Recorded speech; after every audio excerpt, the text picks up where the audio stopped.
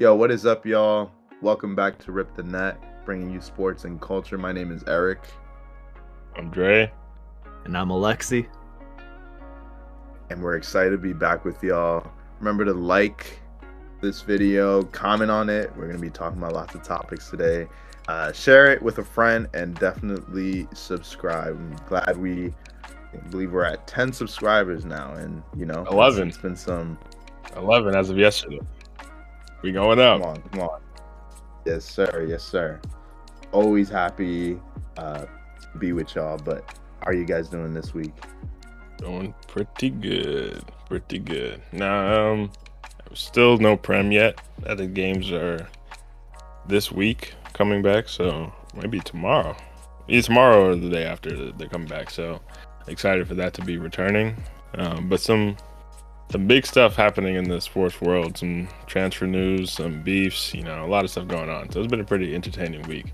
And, TV as well. A lot of the big shows we talked about last week are wrapping up.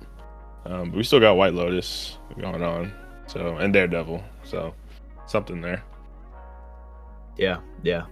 I will say, though, I'm really missing the Prem. I did not know how boring life could be sometimes without it. So I'm ready. I'm ready for it to come back. That's what's up. And I also do want to say, I know we are not specifically a baseball podcast, but listen, happy that's crazy. Happy opening week to those who watch. It looks like it's going to be an exciting MLB season this year. So my Yankees had a little sweep, so I'm doing well. I'm happy. Before we started recording, Dre, you and I were talking.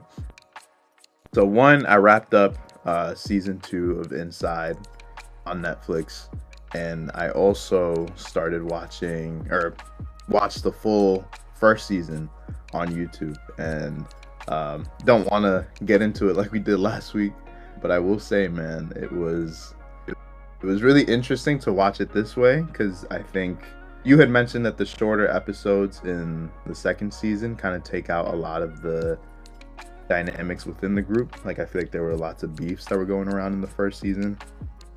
Maybe not like lots of beefs, but there were more, like, I guess you could say, moments of tension, moments of confrontation and stuff like that. Do you want to say anything more about that? Yeah, I just feel like because season 1 was all on the Sidemen's terms. Like, it was all done on their channels, and all full control of the edit. So I feel like they understand content, obviously, being massive YouTubers. So I feel like they were able to make a more, I don't know if compelling show is fair, because season 2 is good as well, but especially when it comes like the interpersonal dynamics, because the show is not really about the money. Like, obviously it's centered around the money, and that's what creates a lot of the dynamics, but because they're all influencers, it's not like they are desperate for the money in the way like if they just casted random people they would be. So a lot of it is about how they just like get along on the show or don't get along. And I feel like those longer episodes allowed you to see more of that.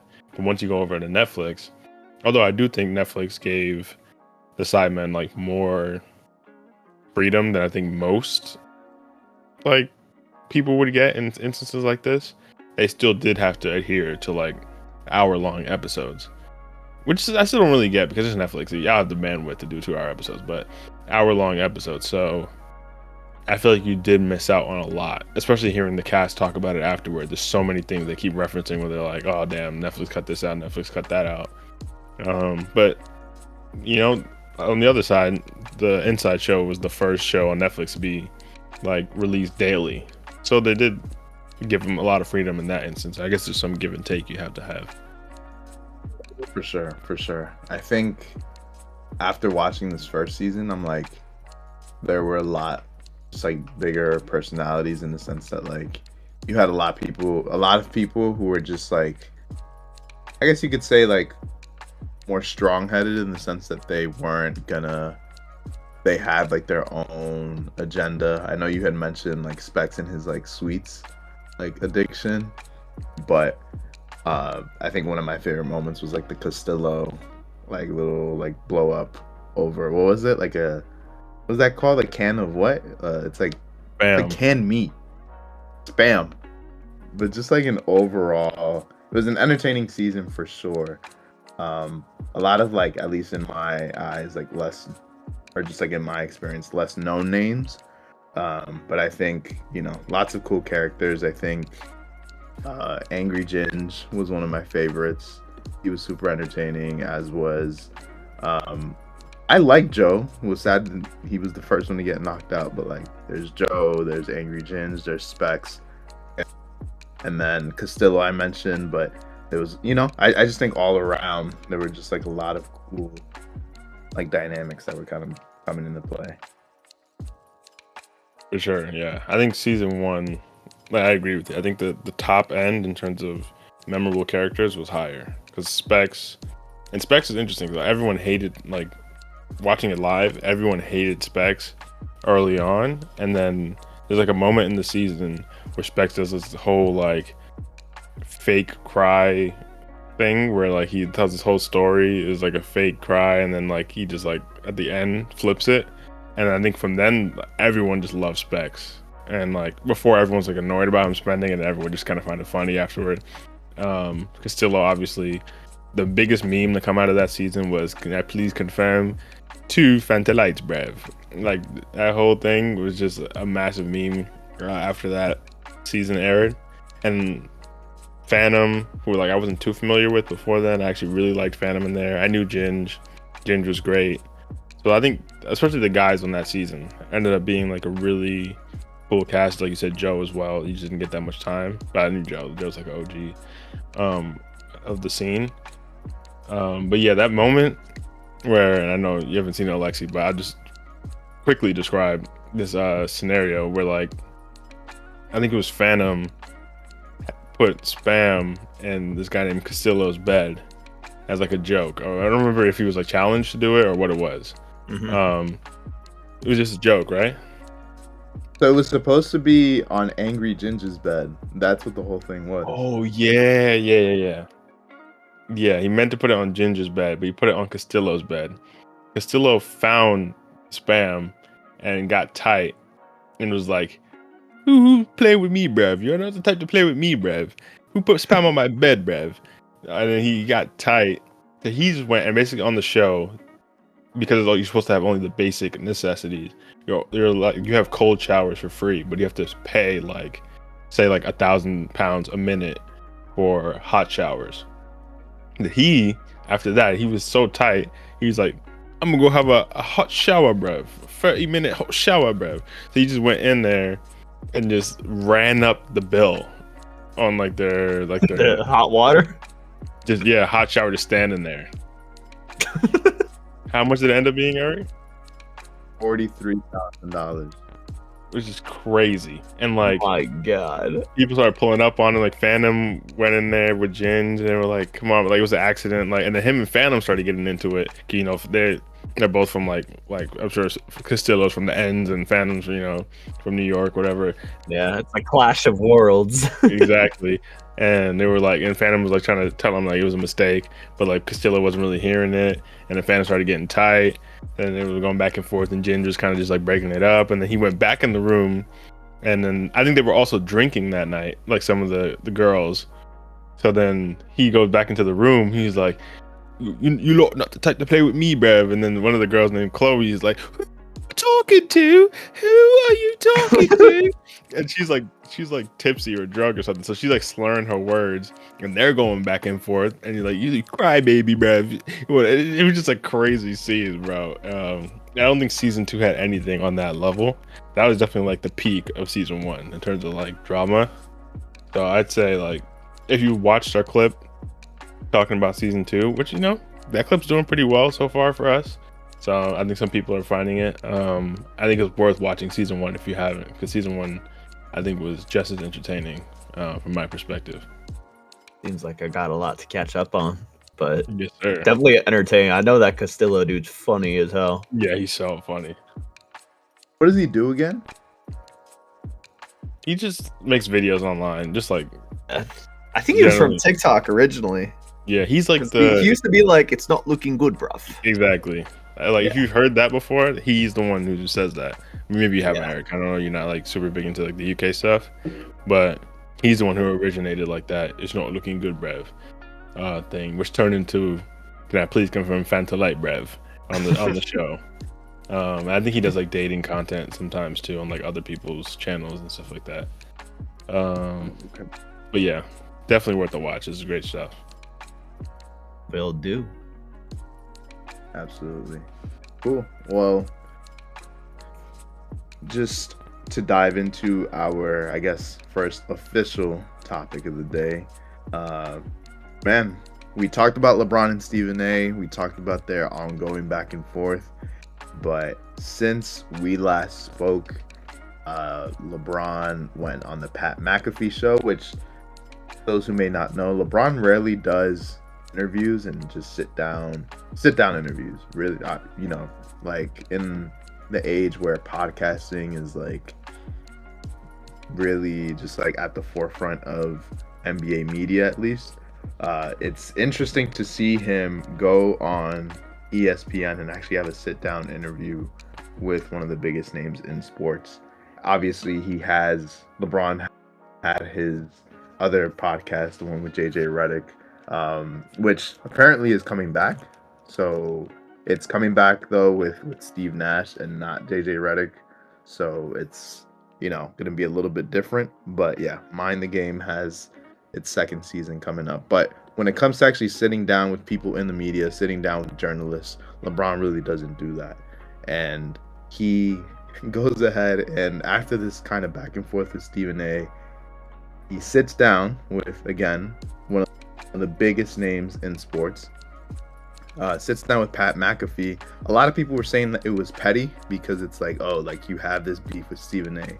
So you go over and sit down with probably his biggest rival within the world of ESPN, probably the second biggest name in sports media. And he just went off, like in terms of just like, he just was calling out a lot of the narratives that have been painted throughout his life. And I personally thought it was a breath of fresh air when it comes to LeBron. I think I definitely have my opinions on him, but I think this cleared up a lot of things for myself. So have y'all seen clips? Have y'all seen anything regarding like this Pat McAfee interview at all? I mean, I've seen like Stephen A. Tell me if this is the right clip. It was him talking about like LeBron attending like Kobe's funeral, like saying he didn't, even though he did, and like just going off saying, I didn't need to mention this, I don't need to mention that. Is that the one you're referring to? So that was like a fallout from the Pat McAfee interview. All right, then I'll shut up then. No problem. We'll get to that for sure. But basically, it's like they had their like very public like confrontation that got recorded and went viral, and so then Stephen A. addressed it on First Take. Stephen A. even went on Gil's Arena, which is Gilbert Arenas' retired NBA player, his NBA podcast, and talked a little bit about the whole situation. It was a little bit more unfiltered because obviously it's not on cable television, so he had the chance to, just be a little bit more honest about his thoughts and just a little bit more raw in his judgment of everything that or I guess you could say like more raw, just like overall in his words. But the Pat McAfee interview, that's crazy. Sorry, man, that was a pause moment. I'm sorry, I had to. Spam and raw. Talking about spam meat, now you're talking about raw. Hey. Continue though. Anyways, he addressed all the criticism or the critiques on the JJ Redick podcast, saying that kind of how he's often painted as this big like mastermind who like is pulling the strings behind the scenes, and that he shut down the idea that like the podcast had anything to do with JJ Redick's coaching hire, which I personally appreciated. I could side with him on that.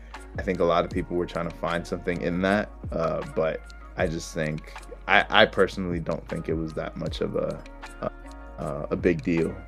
But he addresses that. He addresses the decision, which is when he announced that he was going to join the Miami Heat in his free agency summer after his first stint with the Cavs. And what he brought up was the fact that, like, it's often seen as this big, like, I guess you could say, like, attention-seeking moment where, you know, I'm going to do a whole special on ESPN and I'm going to announce where I'm going, like a college decision day type thing. But he also mentioned that it raised about $2.5 million for a good cause. He did not specify what that was and can look into that, but I thought that was a cool thing that he cleared up. He was also made a point about, like, not being on speaking terms with Jordan, which I think a lot of people dragged, but that had not, like, again, neither here nor there. He even addressed Brian Windhorst, who is, like, the biggest, I guess you could say, journalist who covers LeBron James and who covered him for the majority of his career. So basically saying, like, y'all, this dude keeps saying that him and I are best friends or that him and I are so close, man. This dude, I don't really know who this guy is, you know, which I thought was funny. And that Windhorst has also come out and drawn up, I guess you could say, like, false narratives about LeBron, like this idea that he signed with Nike because of Michael Jordan. And LeBron was like, no, I signed it because they slid me a good check and I just wanted to buy my mom a house, which I thought was funny. So overall, just, like, lots of funny moments in that interview, but he addressed Stephen A for a very small portion of it. He did say that Stephen A is currently on his big, like, Taylor Swift tour right now, addressing the situation, and kind of gave the impression that he wants to be done with it, right? And as a result, Stephen A was also angry about this, which led to the rant on First Take that Alexi was just alluding to. But I know Alexi, you mentioned, or, like, you've already spoken on it, but Dre, have you seen any bits of the podcast with McAfee or not? Yeah, I've seen mainly all these things that you referred to, and kind of because these are all segments that got turned into, like, longer discussions on, like, First Take and other platforms.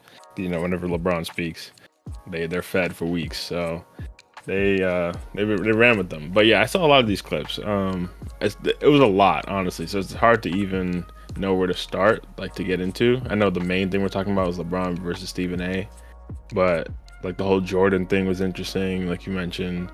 The Windy thing, I do want to speak on the Windy thing. I personally didn't appreciate that. I didn't like it's one thing to say, like, I'm not that close with Brian Windhorst, but, like, Windy never claimed to be best friends with LeBron. Like, he's made his career covering LeBron for sure, and that's, you could see that however you want to see that. I think, hey man, he was smart and he was ahead of the game.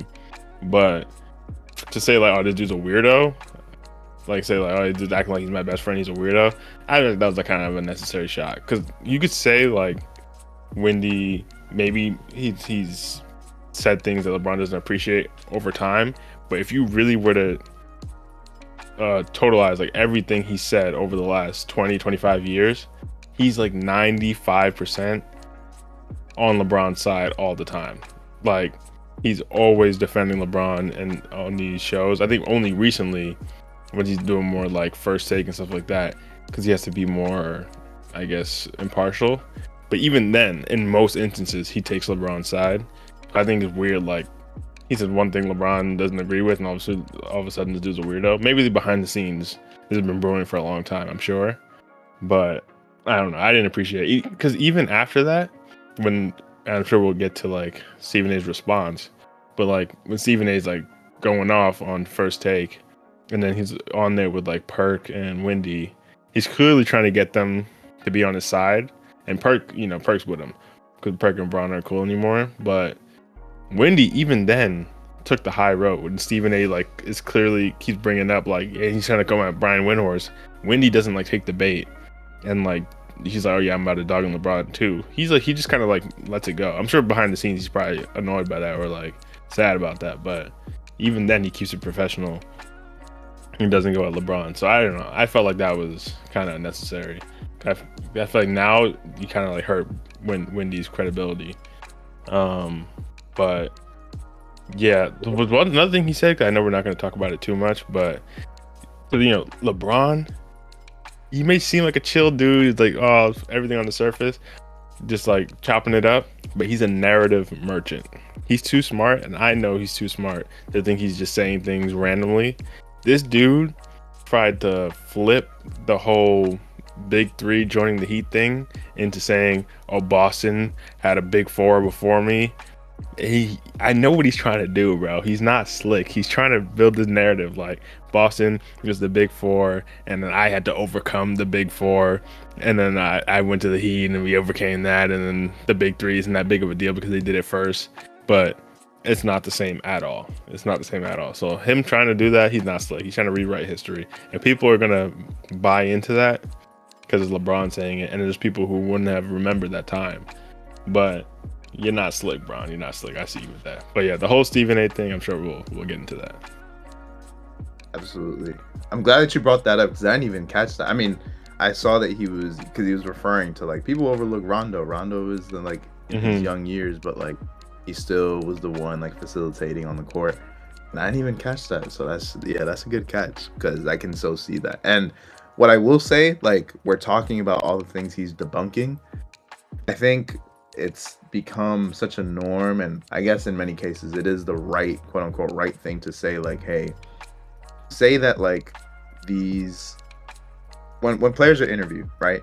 They mention like, oh, I tune out the noise. I'm not really focused on what the media has to say. Like the fact that the biggest name in basketball felt it necessary to go on a podcast and debunk all the narratives that followed him along pretty much his entire career shows just how much those narratives can stick with the player and how much it bothers them.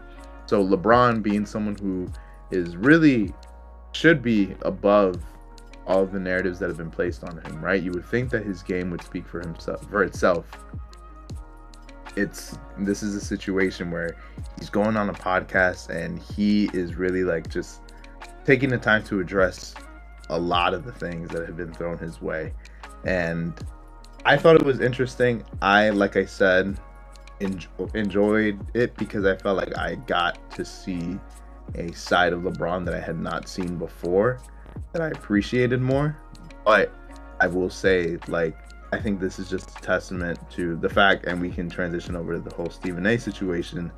You're coming at the biggest name in sports media. You're coming at what many would consider to be the bully in sports media, because Stephen A does have the ability to create a narrative that will stay with the player forever, right? Like we're here years after Kwame Brown has like talked or stepped foot on an NBA court. But if you bring up Kwame Brown to any, I guess, like average sports fan, they're going to know him based off that Stephen A rant from years back, right? So I just think it's interesting that these two are clashing, and the fact that they find it so necessary to publicly address each other on separate platforms.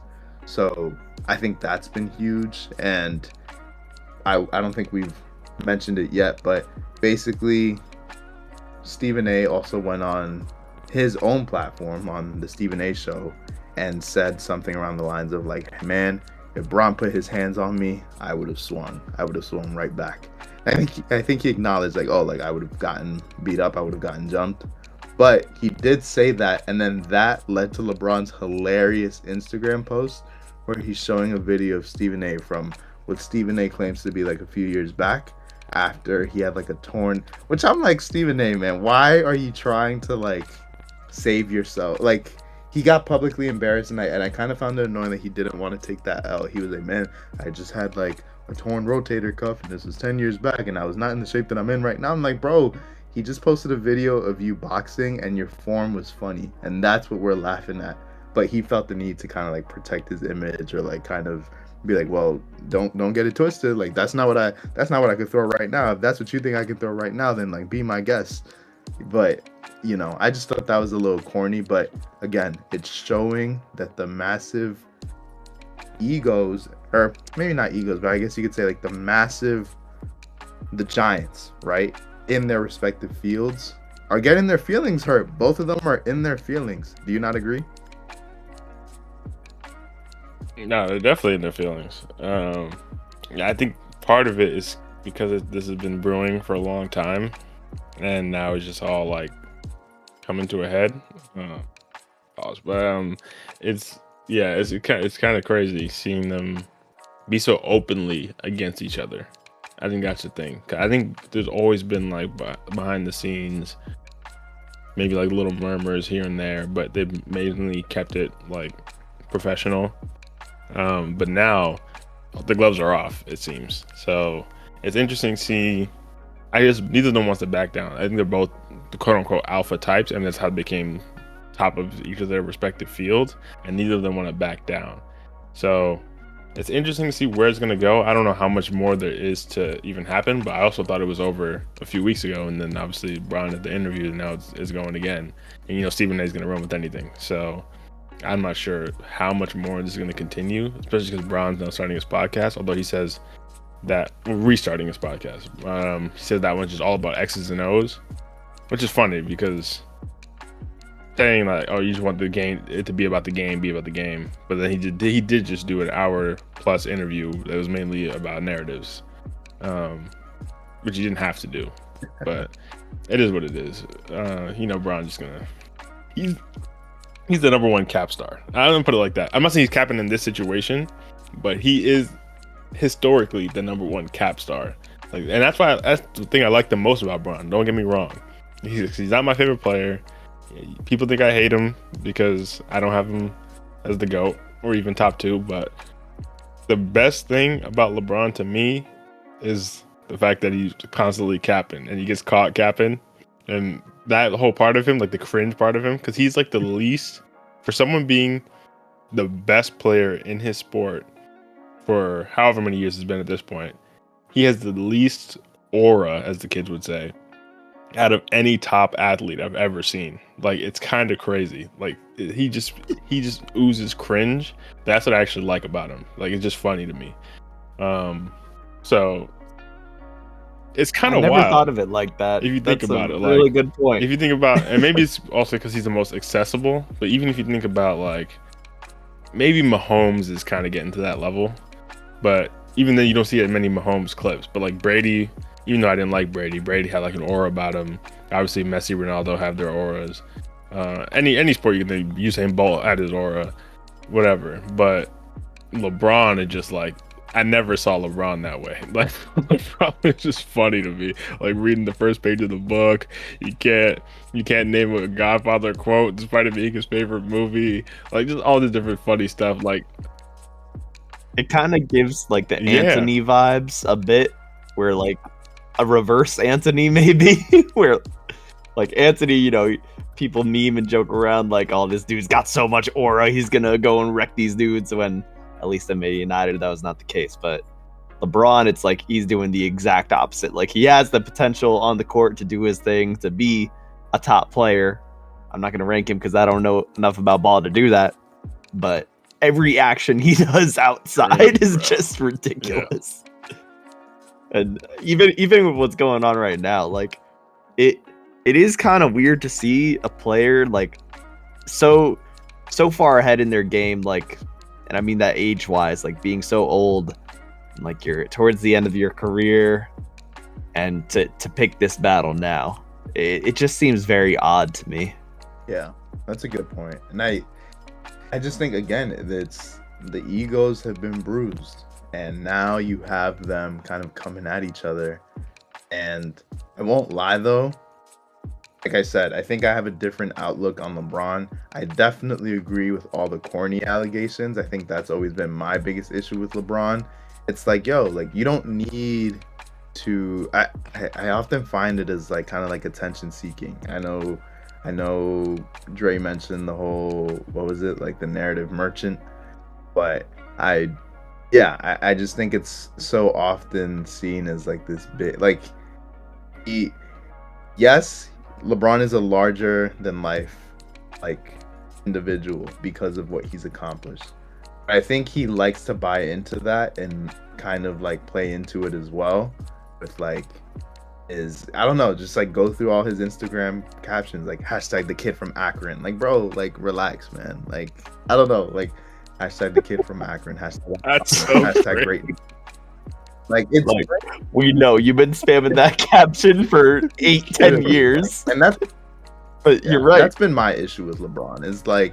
It's like, bro, you're already cool enough, bro. Don't try to gain any more cool points. It looks cringe. It looks bad on you.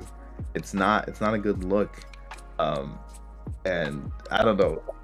It doesn't help too when all your fans are making remixes of songs about you. Like, his fan base even contributes to the loss of aura. Those have been funny. Those have been interesting. The original one I think was the best one. The LeBron James. I feel like it's come around. But I don't even know the original, dude. There are so many LeBron fans, like genuinely, especially like maybe 5 years ago, probably from like the Warriors series era into like the bubble championship, Mickey Mouse ring. I think around that era, like they were actually really cringe. But I think post-pandemic, they've gone so far in the cringe direction that it's come around and it's become just kind of funny. Like it's kind of like self-referential humor now, where it's like they're kind of in on it as well. I'm sure there's still some that are just like delusional, but it's become kind of like gone so far in that direction that's kind of become funny. Just like everyone's kind of in on like, okay, Brown fans are just silly, and they kind of lean into it. But I don't mind as much now. But there was a period in time where I was like, these guys are insufferable. yeah, no, I get that. I feel that. Sure. So it's interesting. It's really interesting because I think I don't know. Even though we're saying all these things, would you agree that LeBron is coming out of this whole beef with Stephen A. on the right side of it? Like, do you think he has the upper hand in this beef right now? Because I say he does. I think now he does, which is, I think by default he was always going to, because at the end of the day, he's a basketball player. I know he's gonna he loves getting into media. He's gonna do his mind the game, whatever. But realistically, he doesn't have to address it again. And even if he's gonna say Stephen A. is running with it, like he did talk about it on the Pat McAfee thing again, which brought it back up. I know you said he was asked the question, but he could say like, if I don't want to talk about it, they weren't gonna talk about it. But I think initially Stephen A. somehow came out on top because he has the platform to talk about it more than LeBron. But I think now the longer it goes on, the more Stephen A. spirals, and because he's talking about it constantly, that like LeBron just like addressing it and then now not talking about it ever again. I think if LeBron never brings it up again, he wins just off the strength that like now it makes Stephen A. look crazy.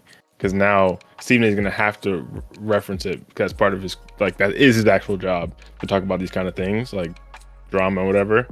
So he's going to reference it. And now it just makes it look like a one-sided, like, desperation kind of thing. Whereas initially, I think people, if it was just about, like, that on-court confrontation, I think Stephen A. actually came out of that looking all right initially. But now it's like, I think it's gone too far.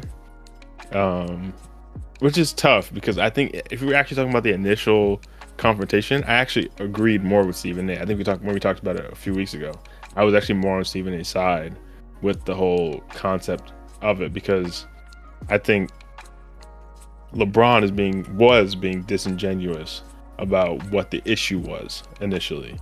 And I think Stephen A. caught on to that and called him out for it. Because initially he says, "Don't mess with my son." And then you see him with the Richard Jefferson saying he came at me as a father, which is why it was so confusing because the whole thing seemed like a whole miscommunication thing.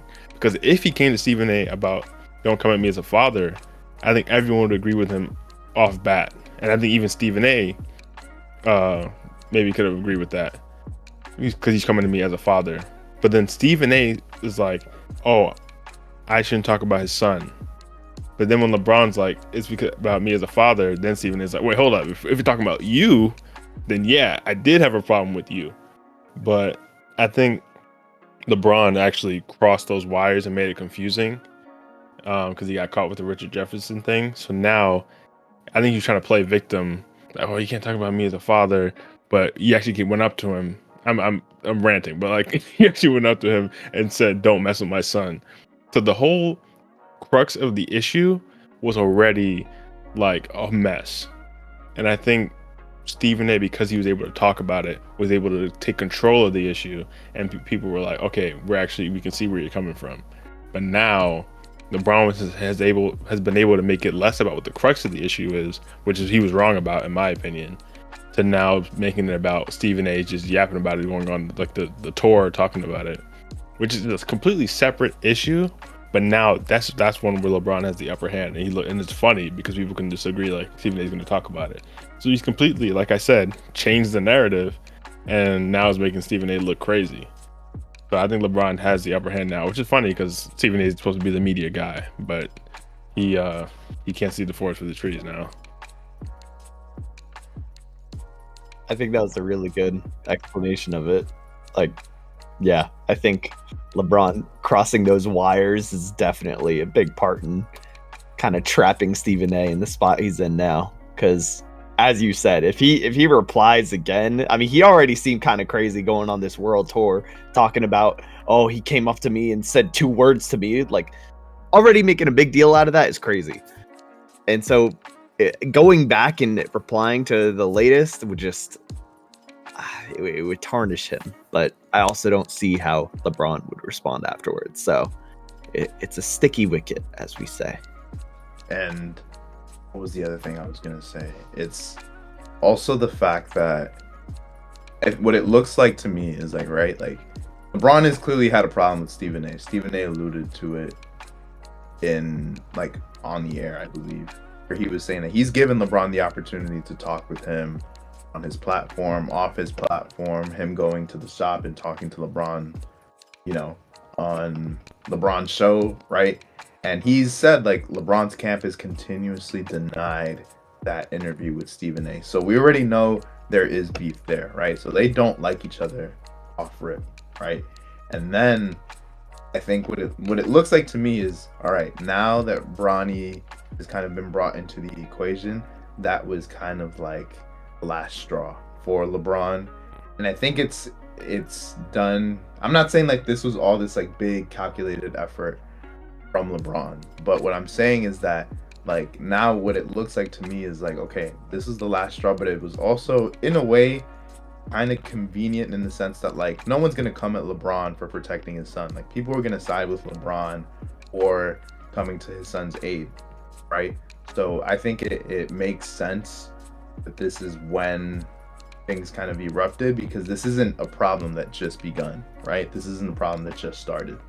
So I think that's where this is the reason why it's happening all right now. But like, you know, I also agreed with Stephen A, what he was saying about LeBron being at fault for the fact that Bronny was getting exposed and kind of had all these high expectations and was not delivering to what was expected of him. I think all of that was fair, and I think I definitely sided with Stephen A on that. But, and I guess to kind of like put a close to this, and I want to hear what y'all think as well. Bringing up Kobe, bringing up D Wade, but Kobe especially, right?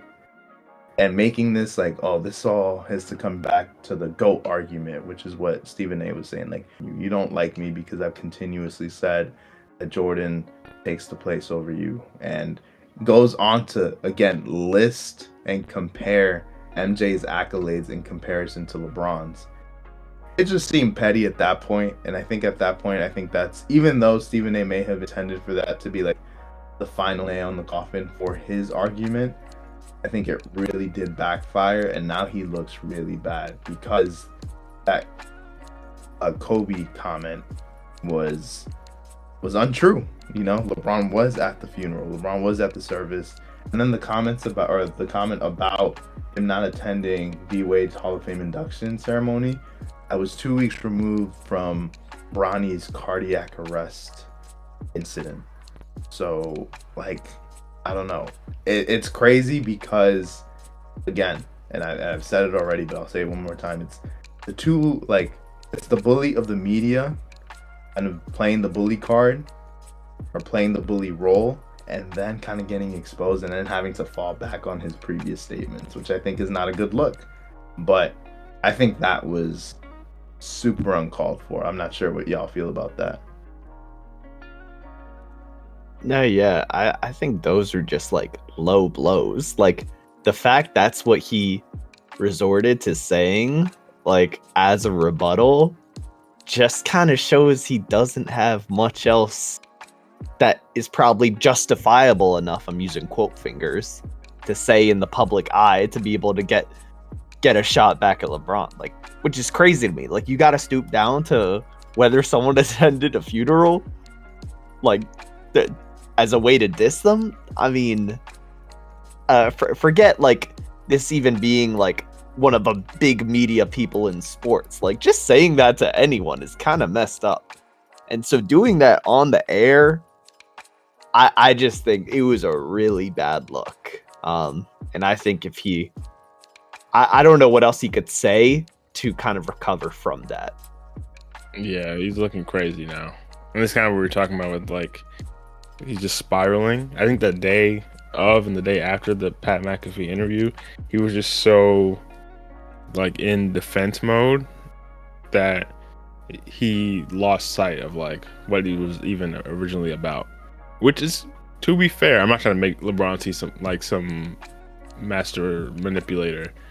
But it did become less about what it was originally about, because LeBron, like I just said before, is making it about Stephen A. just talking about it a lot rather than what the original issue was.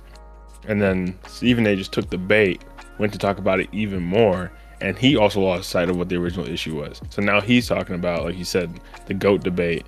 It's like, which is so funny. Like when I was watching the clip on First Take when he was addressing it, it was him just going into the whole, like, he just arguing with himself for like 15 minutes. It was so funny. Because at the end of that segment, Molly is what it is, but at the end of that segment, Molly said the funniest thing I've ever seen her say. She was like, I remember the exact quote, but she was like, Stephen A. like sent it back to Molly. And Molly was like, "No, actually, we're 17 minutes in, so I think we're gonna go to break." Just ranting for 17 minutes straight, just arguing with himself about this whole situation.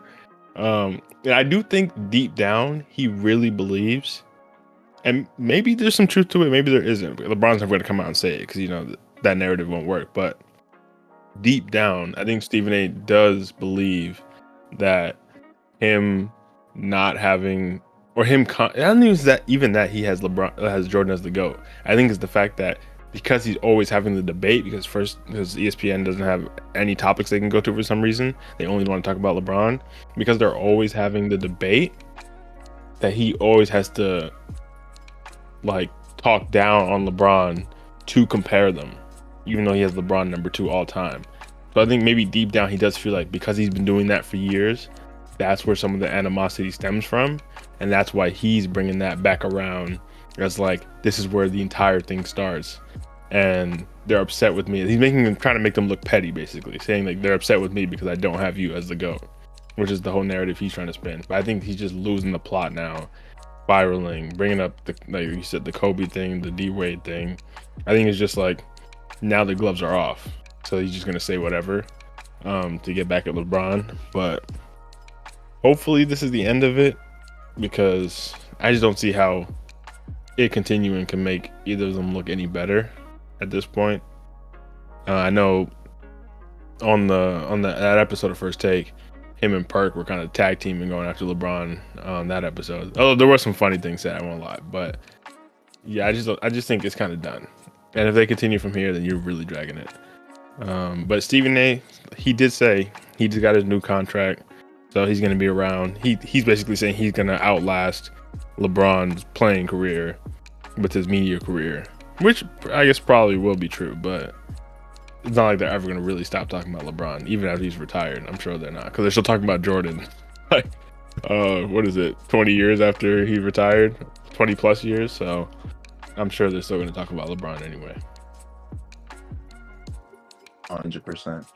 Yeah, it's It's insane. I also think it's over, but like I said, it's two huge egos.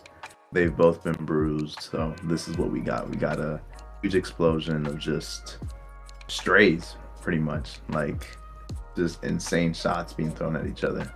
But cool, that's a good talk. Was it Alexi? Do you want to introduce the next topic? Sure. So switching sports over here to some footy. Our boy Fabrizio Romano and some other reporters have started picking back up on the topic of Trent Alexander-Arnold, the Liverpool defender, where supposedly this summer he will be moving to Real Madrid for free. So obviously a big transfer like that requires a big debate to match it. And talking about Trent's legacy at Liverpool, how the fans and how general Prem fans are sort of reacting to this, and kind of the belief of, whether Trent has been loyal to the club and if this should even be happening, and how this is going to affect Madrid next season. I mean, their team is already stacked, and bringing Trent in is just, another king on the chessboard. So, Dre, I'm curious, what are your thoughts on this? This is massive. I mean, I guess it's kind of been speculated and assumed this is going to happen since January, but the fact that these rumblings are really starting back up, and once Fabrizio's on it, it's pretty much it's happening. It's kind of wild because, like you said, Madrid don't need any more firepower. They are already amassing all the talent, all like the top talent in the world. They have the 3 best left wingers in Europe all on their team across their front 3, which is crazy. And now, they've had Carvajal for how many years, and obviously he's been injured this season, but to Carvajal, no disrespect to him, people were trying to say he was in the Ballon d'Or conversation last year just because he won everything. Hell no. But he's been a great servant for Madrid, a solid right back, but I wouldn't say he was ever like some crazy talent. Like, I think he overperformed what you probably would have expected, but like, I don't think Madrid would ever say they had the best right back in the world. And to go from Carvajal to Trent Alexander-Arnold, who I'm trying to think who would even really challenge him for the title of best right back in the world on his day. It's kind of crazy. But I think where the debate really comes from is, one, like, from Trent's perspective, would you make this move? Because to give context, obviously Trent's also an academy kid from Liverpool. He's a Scouser. There's all that heritage there and history there. So from his perspective, would you make this move? And then from the fan perspective, how would you feel? Because I'm seeing a lot of Liverpool fan backlash saying, get rid of, like, now they're hating on Trent. They're saying they're going to boo him next time he's out on the pitch. And then you could probably kind of see this coming too, because he hasn't been playing that much compared to like the first half of the season. Obviously he's been injured here and there, but he really hasn't been playing as much as usual. And they do supposedly have his replacement in Connor Bradley, who's been coming through the ranks as well on the last few seasons. But it seems like, despite all he's achieved with Liverpool, which we were talking about before the podcast, like he's won pretty much everything there is to win with them, even if it's not as many maybe as they would have liked. For an academy kid to come through and win everything, especially in the era of Man City's dominance, they pushed them constantly and then they eventually got over the hump. Like, I think that's a lot to achieve, but they don't seem satisfied with that. So I guess we'll address them one by one. Like, from Trent's perspective, would you make this move, and how do you feel about this move from, like, as a player, I think also a key part that I think of is the management, and how for most of his career, winning with Liverpool was under Jurgen Klopp. And now you got, the third baldy in the league coming in as manager. And not to say he's a bad manager or doesn't suit him, but that's probably enough of a sizable shift at the club, like for its culture, that at that point when he was already kind of thinking about Madrid last year, from what we know, it seems like an almost easy decision to be like, well, things are already changing here. They're bringing up more talent. I've won everything. It kind of just naturally does seem like the time for him to go. And this whole idea of loyalty too, like, I get it. I mean, Man U fans, that's a big deal too, with like academy players. But at the same time, when you did have a successful player who helped your team where you won everything, I think you also have to, acknowledge they did that for your club. And they also, if they want to do something else, that's their choice. And they should be allowed to do that. And there should be grace. There should be a nice parting of the parties. So it's kind of my opinion on it. Eric, do you have any thoughts on this? I mean, even though I think fan bases can be very, very ruthless, I think when it comes to a franchise like Liverpool, who has had the success that they've had, like, I don't really. I'll just say, like, I back the fans on it. Obviously, like, at the end of the day, each player, make your own choice, make your own move. But I personally don't know if I disagree with the backlash. Like, it's just like the nature of sports. It's just the nature of playing for a historical franchise like Liverpool. It's also, I think there's something to be said about, it's the fact that he's moving to Real. Like, it's not just any other club. It's the fact that you're moving to, like you guys have mentioned, just like a star-studded roster. So I understand it to an extent. I think it's also like a player like this does not make this type of move thinking that everyone's just going to be fine with it. I think they understand that this is kind of part of the whole, I guess, like, reception that they'll get. But as far as like just like the fan base goes, I think I back them on this. As far as just like what this does for like the landscape of soccer, I've been very vocal about just like not being super in tune right now. But just hearing that Real is getting another star, getting another big piece, like, it's crazy to see. So I didn't think they'd get any stronger, so the fact that they just keep moving on up is kind of wild to me, I will say. Yeah, man, they're like Thanos with 2 Infinity Gauntlets, man. At this point, it's crazy. But cool. I think from then we can move on to the Champions League Quarter-Finals predictions that we have. Dre, do you want to take it? Sir. Okay, so we're back at it. We did this, I guess, a month ago, maybe even more. Our original predictions, and we did a recap of those first round predictions a few weeks ago. Not everything went to plan. Some upsets here and there, but things are heating up as the round of 16 is over and the quarterfinals are approaching. Finally, it's been like almost a month since the round of 16, which is kind of crazy. But some massive matchups, and I'm curious to think. I know we originally had our predictions, but now I'm curious to seeing how it actually played out. Who do you guys think are going to the next round? So we'll take it matchup by matchup. With the first one, and arguably the biggest one, Arsenal versus Real Madrid. We don't have to get as like specific as like how we did it originally, but what are you guys thinking for this one? Who do you think is gonna advance? Gotta be Madrid. Yeah, I was gonna say like 1, 2, 3 all at once, but yeah, I'm with Real too. You're crazy. Yeah, it sucks to say. I don't even have anything against Madrid, but it just seems like a foregone conclusion for them sometimes, which is crazy to say in such a I guess a high-end tournament with such good teams, but they just always seem to be just like at least a little bit above the rest, especially with Arsenal not even being fully fit, which is, I think that's the main thing too, not having their best player.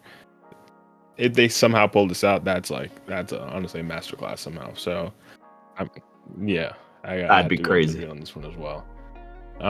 But next up, probably the biggest surprise from last round in PSG, who took out Liverpool, are taking on Aston Villa, another Premier League club. Not as, Liverpool the league leaders and Aston Villa are not. So maybe that's enough to say how this is going to go. But what do you guys think? Maybe something different. I mean, we talked about before PSG, their team, how young they are, how it's kind of a new project, and the fact they were able to beat Liverpool and be where they are right now in this tournament. I think it might be a better chance of it being their year than previous years. So just for that, I don't think it's going to work for Aston Villa. Rashford, I'm sorry, man. I know you won in Champions League football, but I don't know if you could have another night in Paris with a different team. So crazy. Yeah, I will say, if you're PSG, I feel like there's just no reason why you don't think you can't take the whole thing. If you knocked out Liverpool and the odds were stacked against you, and it's such a climactic, just like high intensity match, there's no reason why you shouldn't feel like you can't go all the way. So I got PSG. Yeah, and I kind of alluded to it as well. I also have PSG. Not that Aston Villa are scrubs or anything, but it just doesn't feel like. To be fair, since the January transfer window, they've added firepower, like you said, in Rashford and Asensio, who's been playing well. But PSG are just firing. And I think even if they aren't the best team in the competition, I think on form, they're playing some of the best football in the competition. And sometimes that's enough to take you through. And I think especially against Aston Villa. I think if we're talking about maybe a different team, maybe they'd finally meet their match. But I think against Villa, the way Dembele is playing, especially finally fulfilling his potential, I think is going to be enough. But next up, we got the team that's probably playing the actual best football in Europe, in my opinion, Barcelona taking on Dortmund, who we haven't spoken much about so far, but they've gotten all the way to the quarterfinals. So, anyone seeing an upset happening here? Yeah, no. Unfortunately, I think the Jadon Sancho Freedom Fighters will not be winning here. Barcelona will be taking it. I mean, Yamal been on fire, Rafinha been on fire. Everyone's been on fire at Barca. It's an easy prediction. Yeah, I agree. I feel like, man, are we gonna agree on all these? We'll see. I think the last one is probably the most contentious one. So, yeah, obviously I'm going Barca. But the fourth matchup, Bayern Munich, who just dispatched Leverkusen handily, which two of us did not expect to happen, taking on Inter Milan, who the only Italian team left in the competition, and in my opinion, one of the better teams in Europe, sneakily. But I think this one's probably because of Arsenal's injury, this is probably the most even matchup left in the competition, at least in this round. So this one, I'm curious, we might have some differences here. Yeah. I think I want to say Bayern will take it, mainly because when you're Harry Kane and you commit all those years to Tottenham with no trophies, you're going to fight for that trophy when given the chance. And this is the best shot he's got right now, the biggest club trophy he can win. So I'm sure that it's going to be competitive, but I think Bayern will be able to get the edge and keep on moving forward. I actually have Inter. Couldn't tell you much beyond why, but I just have Inter. Oh, yeah, I'll help you out because I also have Inter on this one. Only because I think Bayern surprised me last round. I'll give them that, and I do think obviously they're still a great team and they have a lot of top end talent, and probably more than Inter. Like, it's just the names on the roster. If you go name for name, it's just crazy. The talent Bayern always seem to amass. But I think for a knockout competition, I think the way Inter plays, like more that defensive Italian style, it just suits them more. And it's seen them go pretty far in the competition in recent years as well. And I think they also low-key have one of the best teams, and best managers in Europe. So I don't know. I think this one's honestly the biggest toss-up, but I'm going to go with Inter just because of that defensive style. I think can take him further. And I think Leverkusen tried to go head-to-head with Bayern a little too much and got caught out for it. If Bayern win, though, fair play. I know, like you said, Harry Kane, he's on a mission. I'm sure he's probably going to win the Bundesliga finally this year. But, yeah, that Champions League would be much sweeter, I'm sure. So, okay, we have a difference. We do have a difference on this one. We'll come back to that one, I guess, in 2 weeks once all the matches are done. We'll do a recap of each, but we'll come back to this and see who's right. Yeah, Exciting quarterfinals. Good matchups. Very exciting matchups. I guess we tend to usually have good matchups just because it's such great teams, but I think once we're reaching, yeah, this year has been because it's the new format too, and surprisingly, I actually think it's been good. Yeah, I think there were points where it felt like, I'm sure from a player perspective, it's like a lot of fixtures, but Oh yeah, in terms of how it actually ended up working out, yeah, we do have some heavy hitters left, which people want to see, obviously. So, yeah, I'm excited to see how it turns out, especially seeing who makes it to the semis. I think there it gets really juicy, but we'll get to that when we cross that bridge. Yeah. That's not how that saying goes, but we're gonna keep it moving. I just missed my CBS crew, man. Yeah. That's honestly, those are the highlights of this whole thing. Yeah, for sure. Yeah, I think that's it though. So, thanks for watching. Thanks for listening. Mainly listening. We appreciate it as always. Like we said at the top, like, subscribe, all the good stuff, notifications, whatever the actual content creators say. But yeah, we'll be back next week. I say it all the time. We're keeping it going. We're chugging along. Clips dropping, and the clips have been doing some numbers for us anyway recently. At least numbers quicker than they usually do. I saw the Ama Minier video we dropped yesterday already got 10 plus views, which for us that usually takes like a week or so to happen. Hey. But that's happened in like less than 24 hours. So, and then like the Sidemen Inside clip we dropped also has 10 plus views as well. So for us, those things are starting to pick up a little bit of traction, and I really appreciate anyone who's tapping in. So we'll see y'all next week. Yes, sir. Peace, y'all. Peace out, y'all. Have a good one.